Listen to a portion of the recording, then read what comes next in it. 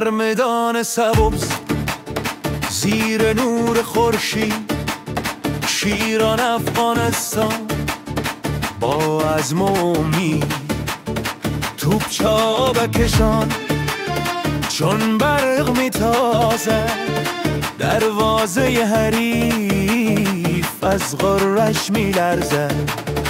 با هر پاس طلایی، با هر شد بلند، میرقصن بر چمن چون قطره غم.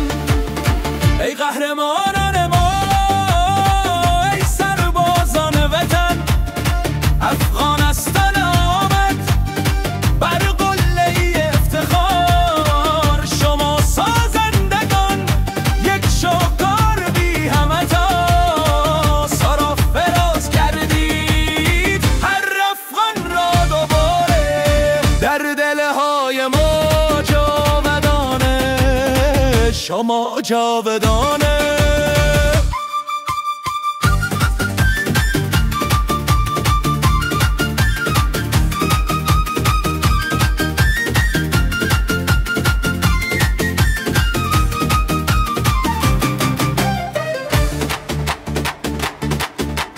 رنگای سیاه و سرخ و سبز ما در استادیوم ها شد یک دنیای ما. هر گل که زدی گویی یک داستان بود، از رنج و مهنت ما پایان یک طوفان بود. شجاعت شما درخشان تر از الماس، در تاریخ کشور میماند این پاکباز. ای قهرمانان ما، ای سربازان وطن، افغانستان آمد بر قله افتخار. شما سازندگان یک شاهکار بی همتا، سرا فراز کردید هر افغان را دوباره. در دلهای ما جاودانه، شما جاودانه.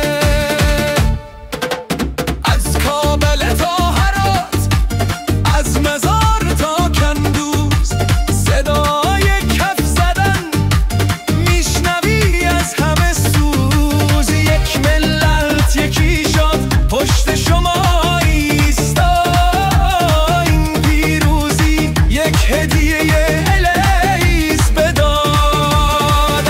اشک شوق میریزیم، از شادی میخوانیم نام افغانستان را بر تارک جهانیم.